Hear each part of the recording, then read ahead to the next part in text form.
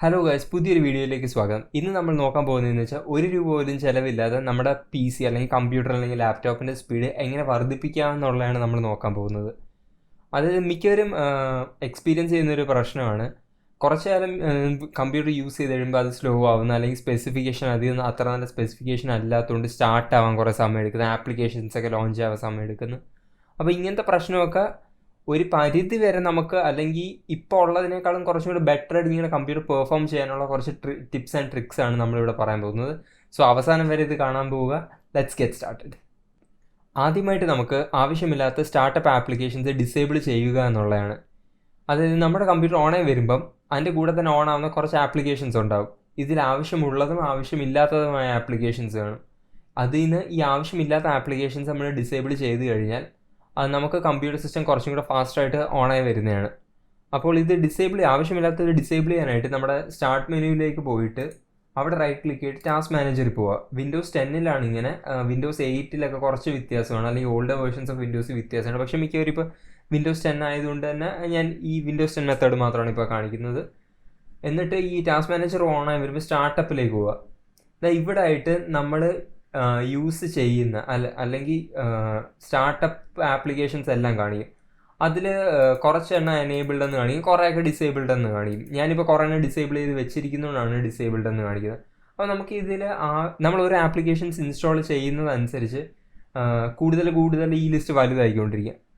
അത് മിക്കതും നമുക്ക് ആവശ്യമില്ലാത്തതുമായിരിക്കും. അപ്പോൾ നമ്മൾ ഏത് ആവശ്യമില്ലാത്തതെന്ന് നമ്മൾ നോക്കി മനസ്സിലാക്കിയിട്ട് നമ്മൾ ജസ്റ്റ് റൈറ്റ് ക്ലിക്ക് ചെയ്തിട്ട് ഡിസേബിൾ അങ്ങ് കൊടുക്കുക. അത്രേ ഉള്ളൂ. അടുത്തതായി ഹാർഡ് ഡിസ്കിൻ്റെ ഡീഫ്രാഗ്മെൻറ്റേഷൻ ആണ്. ഡീഫ്രാഗ്മെൻറ്റേഷൻ എന്താണെന്ന് അറിയണമെങ്കിൽ ആദ്യം ഫ്രാഗ്മെൻറ്റേഷൻ എന്താണെന്ന് അറിയണം. അതായത് നമ്മുടെ കമ്പ്യൂട്ടർ സിസ്റ്റത്തിലെ ഒരു ഫയല് ഹാർഡ് ഡിസ്കിൽ ഒരു കണ്ടിന്യൂസ് ലൊക്കേഷനിലല്ല സ്റ്റോർ ചെയ്തിരിക്കുന്നത്.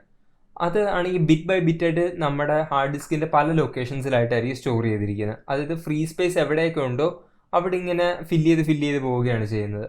അതിൻ്റെ ഒരു പ്രശ്നം എന്തെന്ന് വെച്ചാൽ, ഒരു ഫയൽ റീഡ് ചെയ്യാനായിട്ട് നമ്മുടെ ഹാർഡ് ഡിസ്കിൻ്റെ റീഡ് ഹെഡ് ഹാർഡ് ഡിസ്കിൻ്റെ കുറേ അധികം ദൂരം സഞ്ചരിച്ചാൽ മാത്രമേ നമ്മൾ ഒരു ഫയൽ കംപ്ലീറ്റ്ലി റീഡ് ചെയ്യാൻ പറ്റത്തുള്ളൂ. പക്ഷേ ഈ ഫയൽ തന്നെ നമ്മുടെ ഒരിടത്ത് തന്നെ കണ്ടിന്യൂസ് ആയിട്ട് ഇരിക്കുകയാണെങ്കിൽ വളരെ കുറച്ച് ദൂരം റീഡ് ഹെഡ് സഞ്ചരിച്ചാൽ മതി. അതായത് അതിന് ഫാസ്റ്ററായിട്ട് നമുക്ക് ഫയൽ റീഡ് ചെയ്തെടുക്കാൻ പറ്റും. അതനുസരിച്ച് നമ്മുടെ ആപ്ലിക്കേഷൻസും മറ്റു കാര്യങ്ങളൊക്കെ ഫാസ്റ്റായിട്ട് നടക്കുകയും ചെയ്യും. അതായത് ഒരു ഫയൽ തന്നെ ഹാർഡ് ഡിസ്കിൽ പല സ്ഥലങ്ങളിലായിട്ട് സ്പ്രെഡ് ഔട്ട് ചെയ്ത് കിടക്കുന്നതിനാണ് ഫ്രാഗ്മെൻറ്റേഷൻ എന്ന് പറയുന്നത്. ഈ ഫ്രാഗ്മെൻറ്റേഷൻ ഇല്ലാതാക്കുന്ന പ്രോസസ്സിനാണ് ഡീഫ്രാഗ്മെൻറ്റേഷൻ എന്ന് പറയുന്നത്. അതായത് ഡീഫ്രാഗ് ചെയ്യുമ്പം നമ്മുടെ ഹാർഡ് ഡിസ്കിൽ പലയിടത്തായിട്ട് കിടക്കുന്ന ഫയൽസ് എല്ലാം കൂടെ കൊണ്ടുവന്നിട്ട് ഒരു കണ്ടിന്യൂസ് ലൊക്കേഷനിൽ ഇടാൻ നോക്കും. മാക്സിമം പറ്റുന്ന പോലെ അത് കണ്ടിന്യൂസ് ലൊക്കേഷനിൽ ഇടാൻ നോക്കും. അതിനാണ് ഡീഫ്രാഗ്മെൻറ്റേഷൻ. അപ്പോൾ ഡീഫ്രാഗ്മെൻറ്റേഷൻ ചെയ്യാനായിട്ട് നമ്മൾ നേരെ സ്റ്റാർട്ട് മെനുവിൽ പോവുക, ഡീഫ്രാഗ് എന്ന് സെർച്ച് ചെയ്യുക. അപ്പോൾ നമ്മുടെ ഉള്ള ഡിസ്കുകളെല്ലാം കാണിക്കും, ഉള്ള ഡ്രൈവുകളെല്ലാം കാണിക്കും. നമുക്ക് ഇതിൽ ആവശ്യമുള്ളത് സെലക്ട് ചെയ്തിട്ട് ഒപ്റ്റിമൈസ് കൊടുക്കുക. ഇപ്പോൾ എനിക്ക് ഓർമ്മ 4% ഫ്രാഗ്മെൻറ്റഡ് ഉണ്ട്. ഒപ്റ്റിമൈസ് കൊടുക്കുക, അത് അനലൈസ് ചെയ്ത് ഡീഫ്രാഗ് ചെയ്യും. അപ്പോൾ സംഗതി എന്ന് വെച്ചാൽ, യഥാർത്ഥത്തിൽ ഡീഫ്രാഗ്മെൻറ്റേഷൻ നമ്മുടെ ഹാർഡ് ഡിസ്കിന് മാത്രം ചെയ്താൽ മതി, സോളിഡ് സ്റ്റേറ്റ് ഡ്രൈവ്സിന് ചെയ്യേണ്ട കാര്യമില്ല. എനിക്കിപ്പോൾ ഇവിടെ കുറച്ച് സോളിഡ് സ്റ്റേറ്റ് ഡ്രൈവുകളുണ്ട്. വിൻഡോസ് അത് ഓട്ടോമാറ്റിക്കലി ഡിറ്റക്ട് ചെയ്തിട്ട് അതിനെ ഡീഫ്രാഗ് ചെയ്യില്ല. നമ്മൾ ഒപ്റ്റിമൈസ് കൊടുത്താൽ പോലും ആ ഡീഫ്രാഗ് ചെയ്യത്തില്ല. ട്രിം എന്ന് പറയുന്നൊരു പ്രോസസ്സാണ് ചെയ്യുന്നത്. ട്രിം എന്ന് വെച്ചാൽ സോളിഡ് സ്റ്റേറ്റ് ഡ്രൈവിൻ്റെ ലൈഫ് ഇൻക്രീസ് ചെയ്യാൻ യൂസ്ഫുൾ ആയിട്ടുള്ളൊരു കാര്യമാണ് ട്രിം. അത് ഞാൻ വേറൊരു വീഡിയോയിൽ എക്സ്പ്ലെയിൻ ചെയ്തു തരാം. വിൻഡോസിന് 3 ഡിഫറെൻറ്റ് പവർ മോഡ്സ് ഉണ്ട്. ഒന്ന് power saver mode, 2 balance mode, മൂന്നാമത്തത് ഹൈ പെർഫോമൻസ് മോഡ്. അപ്പം നിങ്ങൾക്ക് മനസ്സിലായി കാണും, പവർ സേവർ മോഡിലാണ് നമുക്ക് ഏറ്റവും കുറവ് പെർഫോമൻസ് സിസ്റ്റത്തിന് കിട്ടുന്നത്. ഹൈ പെർഫോമൻസ് മോഡിലാണ് ഏറ്റവും കൂടുതൽ പെർഫോമൻസ് കിട്ടുന്നത്. അപ്പോൾ നമുക്ക് ഇതെന്തൊക്കെയാണ്, എങ്ങനെ ഇത് മാറ്റാം, ഏത് സെറ്റ് ചെയ്യണം എന്നുള്ളത് നോക്കാം. അപ്പോൾ ഇത് സെറ്റ് ചെയ്യാനായിട്ട് ആദ്യം തന്നെ വിൻഡോസ് സ്റ്റാർട്ട് മെനു പോയിട്ട് ചുമ്മാ വിൻഡോസ് മൊബിലിറ്റി സെൻറ്റർ എന്ന് സെർച്ച് ചെയ്യുക. ആ സെർച്ച് ചെയ്യുമ്പോൾ തന്നെ ഇവിടെ ഇങ്ങനെയാണ്. ഇപ്പോൾ എൻ്റെ സിസ്റ്റം ബാലൻസ് മോഡിൽ. ഇത് വ്യത്യാസം എന്താണെന്ന് ഞാൻ കാണിച്ചു തരാം. അത് ടാസ്ക് മാനേജറിൽ പോയി പെർഫോമൻസിൻ്റെ അടിയിൽ പോകുമ്പോൾ നമുക്ക് എൻ്റെ CPUവിൻ്റെ ക്ലോക്ക് ഫ്രീക്വൻസി ആണ്. ഞാനിപ്പോൾ ഇത് പവർ സേവർ മോഡിൽ ഇടുകയാണെങ്കിൽ എൻ്റെ പ്രോസസ്സറിൻ്റെ ക്ലോക്ക് ഫ്രീക്വൻസി 1.19 GHz ആയിട്ട് കുറഞ്ഞിരിക്കുന്നു. അതായത് പ്രോസസ്സറിൻ്റെ ക്ലോക്ക് ഫ്രീക്വൻസി കുറച്ചിട്ട് പവർ സേവ് ചെയ്യും. പക്ഷേ പ്രോസസ്സറിൻ്റെ ക്ലോക്ക് ഫ്രീക്വൻസി കുറഞ്ഞതുകൊണ്ട് തന്നെ നമ്മുടെ പെർഫോമൻസ് അവിടെ കുറവായിരിക്കും. രണ്ടാമതെന്ന് വെച്ചാൽ ബാലൻസ് മോഡാണ്. ഈ ബാലൻസ് മോഡ് എന്ന് പറയുമ്പോൾ കണ്ടോ, അത് ഫ്രീക്വൻസി കൂടി 2.89 GHz. ഈ ബാലൻസ് മോഡ് എന്ന് വെച്ചാൽ നമ്മുടെ CPU ആവശ്യമുള്ളപ്പം ഫ്രീക്വൻസി കൂട്ടുകയും ആവശ്യമില്ലാത്തപ്പോൾ ഫ്രീക്വൻസി കുറയ്ക്കുകയും ചെയ്യും. അതായത് പ്രത്യേകിച്ച് ആപ്ലിക്കേഷൻസ് ഒന്നും ഓടുന്നില്ല, CPU ലോഡ് ഇല്ലെങ്കിൽ കുറഞ്ഞ ഫ്രീക്വൻസി ലോഡും, ഇപ്പം കുറച്ച് പവർ ആവശ്യമുള്ള ആപ്ലിക്കേഷൻസ് ഓടുന്നുണ്ടെങ്കിൽ ഫ്രീക്വൻസി കൂട്ടും. അതാകുമ്പം പവർ സേവിങ്സ് ആവശ്യം പറ്റുന്ന സമയത്ത് പവർ സേവിങ്സും പെർഫോമൻസ് വേണ്ട സമയത്ത് പെർഫോമൻസ് കൊടുക്കുകയും ചെയ്യും. അതാണ് ബാലൻസ് മോഡ്. ഇനി അടുത്തത് ഫൈനലി ഉള്ളത് ഹൈ പെർഫോമൻസ് മോഡ്.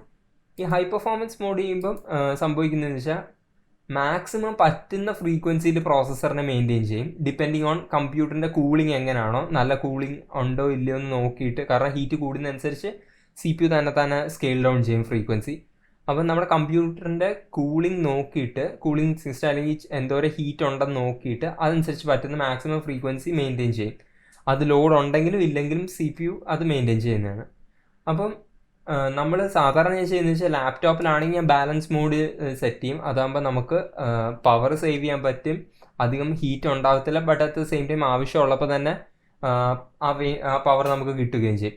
ഇപ്പോൾ ഡെസ്ക്ടോപ്പിലാണെങ്കിൽ നിങ്ങൾ ഒന്നും നോക്കേണ്ട കാര്യമില്ല, ഹൈ പെർഫോമൻസ് തന്നെ സെറ്റ് ചെയ്തോളൂ, ഒരു കുഴപ്പമില്ല. ഡെസ്ക്ടോപ്പിൽ സാധാരണ ബെറ്റർ കൂളിംഗ് ഉണ്ടാകും. അപ്പം അങ്ങനെയാണ്. അല്ലാതെ നിങ്ങൾക്ക് ഇപ്പോൾ പവർ കൺസംഷനെ പറ്റി കൺസേൺ ആണെങ്കിൽ നിങ്ങൾ ഡെസ്ക്ടോപ്പിലാണെങ്കിൽ ബാലൻസ് തന്നെ ഉപയോഗിക്കുന്നതുകൊണ്ട് കുഴപ്പമൊന്നുമില്ല. സോ അത്രേ ഉള്ളൂ പവർ മോഡ്സിനെ പറ്റി. അടുത്തത് ഹാർഡ് ഡിസ്കിൻ്റെ ഹെൽത്ത് ചെക്ക് ചെയ്യുക എന്നുള്ള.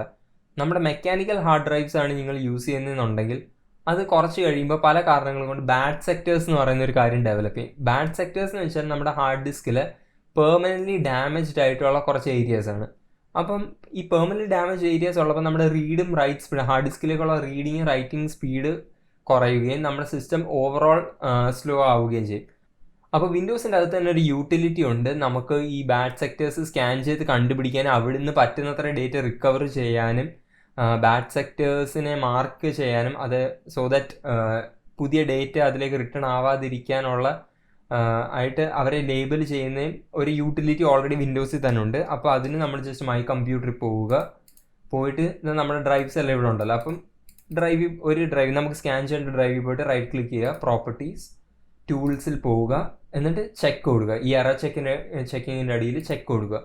അത് ചെക്ക് കൊടുക്കുക, എന്നിട്ട് സ്കാൻ ഡ്രൈവ്. അപ്പോൾ അത് ഓട്ടോമാറ്റിക്കലി സ്കാൻ ചെയ്തിട്ട് ബാഡ് സെക്ടേഴ്സ് പറ്റുന്ന അത്രയും അത് ഫിക്സ് ചെയ്യും.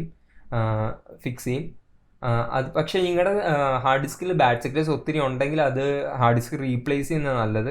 ഡീറ്റെയിൽ ബാഡ് സെക്ടർ റിപ്പോർട്ട് വേണമെന്നുണ്ടെങ്കിൽ നിങ്ങളുടെ ഹാർഡ് ഡിസ്ക് ഏതാണോ ആ മാനുഫാക്ചററിൻ്റെ സ്കാനിങ് യൂട്ടിലിറ്റി ഡൗൺലോഡ് ചെയ്തിട്ട് അത് വെച്ച് സ്കാൻ ചെയ്ത് കഴിഞ്ഞാൽ നിങ്ങൾക്ക് കൂടുതൽ ഡീറ്റെയിൽ റിപ്പോർട്ട് കിട്ടുക. അപ്പം നിങ്ങളുടെ ഹാർഡ് ഡിസ്ക് റീപ്ലേസ് ചെയ്യേണ്ടതാണോ അല്ലയോ എന്ന് നിങ്ങൾക്ക് കുറച്ചും കൂടെ മനസ്സിലാവും.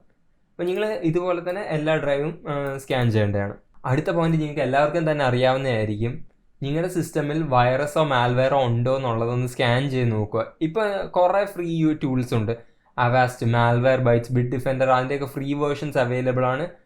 ഈ ആൻറ്റിവൈറസിൻ്റെയൊക്കെ ഫ്രീ വേർഷൻസ് അവൈലബിൾ ആണ്. അപ്പോൾ അത് ഡൗൺലോഡ് ചെയ്തിട്ട് നിങ്ങളുടെ സിസ്റ്റം സ്കാൻ ചെയ്ത് നോക്കുക എന്തെങ്കിലും വൈറസും മാൽവെയറും ഒക്കെ ഉണ്ടെന്ന്. വൈറസും മാൽവെയറും ഒക്കെ ഉണ്ടെങ്കിൽ നമ്മുടെ സിസ്റ്റം സ്ലോ ആവാനും മാത്രമല്ല നമ്മുടെ ലോഗിൻ ഐഡിയും പാസ്വേഡും അതൊക്കെ സ്റ്റീൽ ചെയ്യാനും പറ്റും. അതുകൊണ്ട് ഒരു ഫ്രീ ആയിട്ടുള്ള ടൂൾസ് വളരെയധികം അവൈലബിൾ. അത് ഡൗൺലോഡ് ചെയ്ത് നിങ്ങളുടെ സിസ്റ്റത്തിൽ വൈറസോ മാൽവെയറോ ഉണ്ടോ എന്നൊക്കെ ഒന്ന് ചെക്ക് ചെയ്യുക.